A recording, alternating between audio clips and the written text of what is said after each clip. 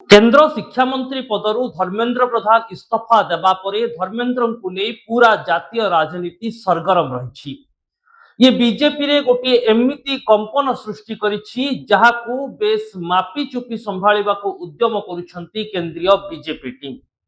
आउ ए सबु भितरे सबुठारु बड़ प्रश्न हेउछि एबे धर्मेंद्र प्रधान करिवे कोन, तांकर आगामी राजनैतिक भविष्यत कोन होई पारे। दिल्ली राजनीति रे ही परदा पछरे सक्रिय रहिबे धर्मेंद्र ना ओडिशा रे बड़ धरणर राजनैतिक पदवी तांकु मिली पारे। ए सबु भितरे धर्मेंद्र प्रधान आगकू कोन करूछंती ताकू नै जोरदार चर्चा चलीछि। नमस्कार, न्यूज रूम को स्वागत करूछि मु अभिन्न आशुतोष। शिक्षा मंत्री पदरु धर्मेंद्र प्रधान इस्तीफा दैछंती। तांको इस्तीफा बीजेपी राजनीति रे सते जेमिति एक बड़ कंपन तैयारी करिछि। काहेकि ना धर्मेंद्र प्रधान कोनोसे साधारण मंत्री बा केंद्र मंत्री नथिले। मोदी एवं अमित शाहଙ୍କର अति विश्वसनीय चेहरा हेउछंती धर्मेंद्र प्रधान।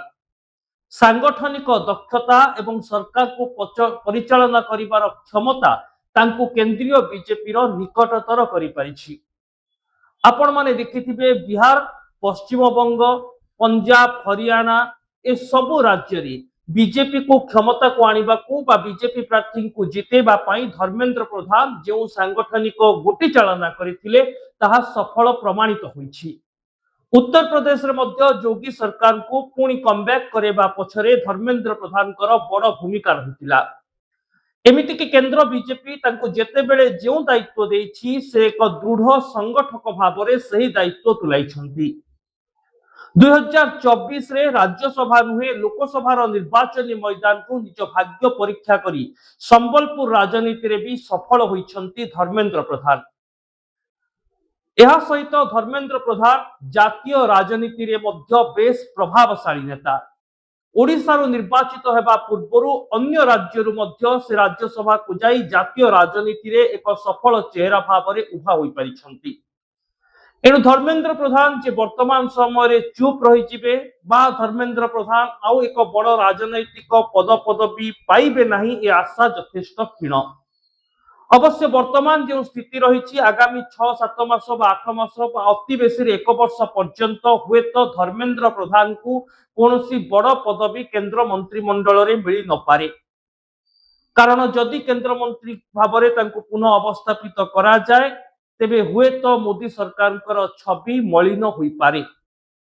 किंतु आगामी 1 वर्ष परे बा किछि समय परे जदि राजनैतिक माहौल परिवर्तित होई थाए तेबे धर्मेंद्र प्रधान जे आउ थरे केंद्र मंत्रिमंडल रे सुजोग पाई पारंती ए कथा को मध्य अस्वीकार करा जाई पारिबो नाही। गतकाली मनोरंजन मिश्रଙ୍କ कार्यक्रम रे वरिष्ठ सांबादिक राजेश महापात्र मध्य समान कथा कहिसंती।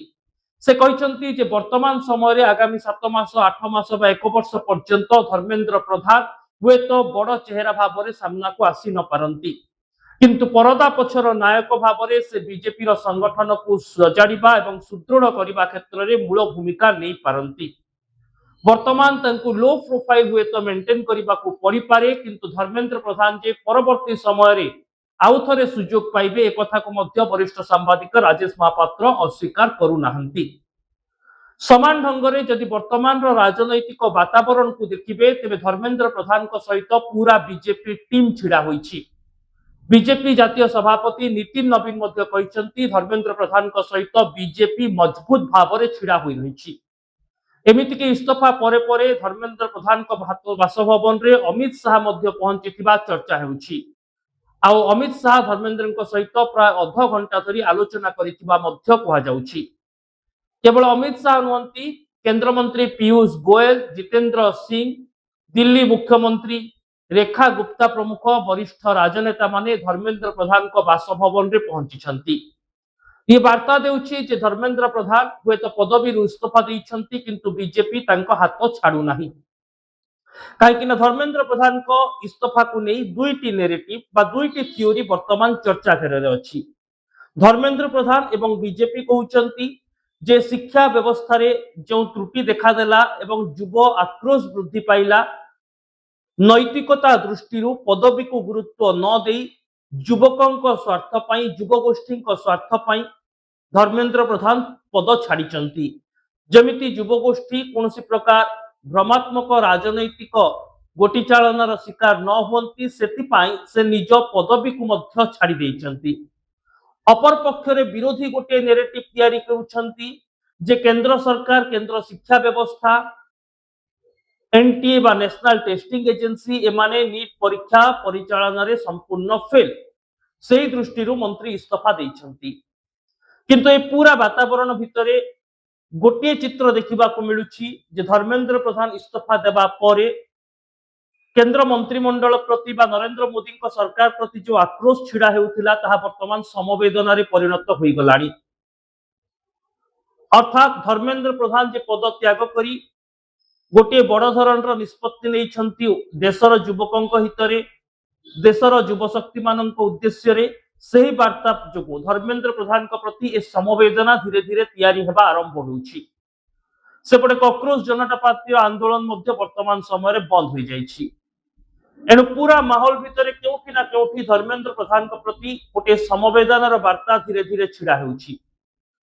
कहीं धर्मेंद्र प्रधान निजे प्रश्नपत्र तैयारी करि नथिले विभागर मंत्री भाव में उत्तरदायित्व को एड़ाई दि जाई न पारे ना ही से निजे प्रश्नपत्र लीक करथिले। वर्तमान केंद्र सरकार एनटीए 47 जन अधिकारी को विदा कर देउछंती। अर्थात केंद्र सरकार वर्तमान भी एक्शन मोड रे रहिचंती जो माने मध्य ए पूरा घटना रे अभियुक्त बा दोषी साब्यस्त हेउचंती सेमानंक ऊपर केमिति उचित कार्यानुष्ठान निया जिवो। आ केंद्र मंत्रींकर एही नैतिकता इस्तीफा मोदी सरकार रे प्रथम मंत्री इस्तीफा भाव सामना को आसीबा सहित मंत्री मानक भितरे धर्मेंद्र बाबू प्रति गोटे समवेदना तैयारी हेउछि। बीजेपी नेतृत्व भितरे धर्मेंद्र बाबू को नहीं गोटे समवेदना चित्र वर्तमान गुंजरित हेउछि। ओडिशा राजनीति रे मध्य मंत्री माने कहउचंती जे धर्मेंद्र प्रधान केमिति दक्षतार सहित शिक्षा मंत्री पद संभाली थिले केमिति सांगठनिक दक्षता धर्मेंद्र प्रधान बीजेपी को विभिन्न समय लाभ देइछि। एवं ए सब भितरे सबुठारु बड़ चर्चा जे प्रकृत रे वर्तमान दिल्ली राजनीति रे कैबिनेट पदरु जिबा परे धर्मेंद्र प्रधान ओडिशा को बैक करिवे कि यार उत्तर मध्य वरिष्ठ सांबादिक माने कहबा कथा जे वर्तमान धर्मेंद्र बाबू पई से सुजोग नाही। धर्मेंद्र प्रधान आसिले मोहन माझी अधीन रे मंत्री भाव में काम करि परिबे कि ये गोटे बड़ द्वंद्व कहीं जड़े केंद्र मंत्री बीजेपी जातीय स्तर नेता धर्मेंद्र प्रधान जदिओ से ओडिशा सांसद किंतु जातीय राजनीतिर जड़े प्रभावशाली दबदबा संपन्न नेता ओडिशा रे बीजेपी को आनिबारे तांकर प्रमुख भूमिका रहितिला। एणु एभली नेता जे सामान्य मंत्री पद संभाली ओडिशा आसी ए आशा क्षीण किंतु राज्य राजनीति को कमबैक करी से जदि दल रे गोटे बड़ सांगठनिक दायित्व पांती बा पदवी रे अधिकृत हुंती तेबे हुए तो धर्मेंद्र बाबू आगामी समय रे ओडिशा राजनीति रे बीजेपी को आहुरी सक्रिय करबा पई बड़ भूमिका नै पारंती। ए सबु बात जेहेतु धर्मेंद्र प्रधान सांगठनिक दक्षता उत्तर प्रदेश बिहार एमिति कि पश्चिम बंग निर्वाचन रे भी देखा मिली। एणु एभली जड़े दक्ष संगठक कौन मते निराश करने को चाहिए ना बीजेपी बीजेपी चाहिए ना जे इस्तीफा दे धर्मेंद्र बाबू मानसिक स्तर में भांगी पड़तु कहीं इस्तीफा नैतिकतार प्रश्न थिला। धर्मेंद्र प्रधान युवशक्ति इस्तीफा देइछंती एवं केंद्र बीजेपी नेतृत्व मंत्री माने विभिन्न मुख्यमंत्री बीजेपी शासित राज्य जो आभिमुख्य रखुचंती धर्मेंद्र बाबू प्रति से धर्मेंद्र प्रधान प्रति गोटे समवेदना तैयारी हेउछि। टिके जदि शब्द को अखाउड़ा करा जाए तेबे विक्टिम कार्ड सामना को आसुछि। अर्थात धर्मेंद्र बाबू प्रकृत रे कोनोसी अभियुक्त नुहंती से प्रश्नपत्र लीक करि नथिले किंतु युवशक्ति स्वार्थ देशर स्वार्थ से इस्तीफा देउछंती। एभली गोटे वातावरण धर्मेंद्र प्रधान के प्रति तैयारी हेउछि। तबे दर्शक बंधु जेहेतु धर्मेंद्र प्रधान बीजेपी जने साधारण नेता नुहंती एक टॉल फिगर बोली तांको कहा जाई पारे। गोटे समय बीजेपी राज्य रे तांको पोस्टर बॉय बोली कहा जाउथिला। अमित शाह एवं मोदी ब्लू आर्ट बॉय बोली मध्य धर्मेंद्र प्रधान को विवेचना करा जाए एवं तांकर सांगठनिक दक्षता प्रशासन को परिचालना करिवार क्षमतार मध्य अनेक उदाहरण रही। एही दृष्टि जदिओ धर्मेंद्र प्रधान वर्तमान हुए तो किसी समय परदा पछरु रही निजर राजनैतिक कैरियर संपर्क गोटी चालना करि पारंती किंतु जे सबुदिन से राजनीति अग्राह्य होइजिबे ए आशा करिबा भूल होई पारे। ଏବଂ ଓଡ଼ିଶାରୁ ଯେତେବେଳେ ଜଣେ ନେତୃତ୍ୱଙ୍କୁ ସୁଯୋଗ ମିଳୁଛି ଜାତୀୟ ରାଜନୀତିରେ ଖୁବ୍ ଏଭଳି କମ୍ ନେତା ଅଛନ୍ତି ଯେଉଁମାନେ ଧର୍ମେନ୍ଦ୍ର ବାବୁଙ୍କ ଭଳି ସଫଳତା ଜାତୀୟ ରାଜନୀତିରେ ପାଇଛନ୍ତି, ଯେଉଁମାନେ ଓଡ଼ିଶାର ଚେହେରା ହୋଇ ଜାତୀୟ ରାଜନୀତିକୁ ପ୍ରଭାବିତ କରିବାର କ୍ଷମତା ରଖିଛନ୍ତି, ଯେଉଁମାନେ ଅନ୍ୟ ରାଜ୍ୟର ରାଜନୀତିରେ ମଧ୍ୟ ଦକ୍ଷତା ରଖିଛନ୍ତି। ଏଣୁ ହୁଏତ ବର୍ତ୍ତମାନ ସମୟ ଧର୍ମେନ୍ଦ୍ର ବାବୁଙ୍କୁ କିଛି ସମୟ ପାଇଁ ପରଦା ପଛକୁ ନେଇଯାଉଛି, କିନ୍ତୁ ତାଙ୍କର ରାଜନୈତିକ ଭବିଷ୍ୟତରେ ସେ କେଉଁ ପଦକ୍ଷେପ ନେଉଛନ୍ତି, କାହିଁକି ନା କ୍ୟାବିନେଟ ମନ୍ତ୍ରୀ ଥିବା ବେଳେ ଯେଉଁ ରାଜନୈତିକ ଏଜେଣ୍ଡା ଥାଏ, ମନ୍ତ୍ରୀ ପଦ ଯିବା ପରେ ଜଣେ ସାଂସଦଙ୍କର ରାଜନୈତିକ ଏଜେଣ୍ଡା ବଦଳିଥାଏ, ବିରୋଧୀ ସାଂସଦଙ୍କର ଆଉ ଗୋଟିଏ ଏଜେଣ୍ଡା ରହିଥାଏ। ଏଣୁ ବର୍ତ୍ତମାନ ପରିପ୍ରେକ୍ଷୀରେ ଧର୍ମେନ୍ଦ୍ର ବାବୁଙ୍କର ନୀତି ନିଷ୍ପତ୍ତି ଆଭିମୁଖ୍ୟ ହିଁ ତାଙ୍କୁ ପରବର୍ତ୍ତୀ ଦାୟିତ୍ୱ ଆଡ଼କୁ ମୁହାଇବ ବୋଲି କୁହାଯାଉଛି। ରିପୋର୍ଟଟି ଦର୍ଶକ ବନ୍ଧୁ ଆପଣଙ୍କୁ କଣ ଲାଗିଲା ଏବଂ ଆପଣ ଯଦି ରାଜନୀତିରେ ରୁଚି ରଖୁଛନ୍ତି ଏ ରିପୋର୍ଟ ଉପରେ ଆପଣଙ୍କର ମତ କଣ ନିହାତି ଲେଖନ୍ତୁ। ଏଥିପାଇଁ ନ୍ୟୁଜ୍ ରୁମକୁ ସୋସିଆଲ ମିଡ଼ିଆ ୟୁଟ୍ୟୁବ ଓ ଫେସବୁକରେ ସବସ୍କ୍ରାଇବ କରନ୍ତୁ, ଭିଡ଼ିଓକୁ ଲାଇକ୍ ଓ ସେୟାର କରନ୍ତୁ। ରହୁଛି, ନମସ୍କାର।